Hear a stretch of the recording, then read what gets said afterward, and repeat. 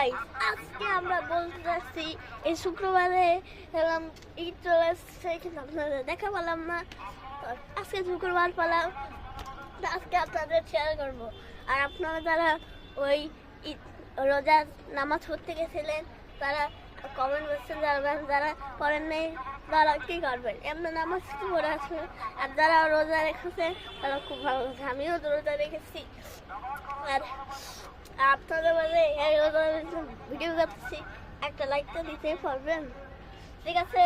যে কথাটা ছিল, এই শুক্রবারে আমার আব্বু কি আমার ঘুরতে নিয়ে যাবে, আপনারাও ঘুরতে যাবেন। আর ইত্যাদিতে যারা সেদিকশন করছেন তারা আমার কমেন্ট সেকশনে জানিয়ে দেবেন। তো এখান থেকে বিদায় নিচ্ছি, টাটা।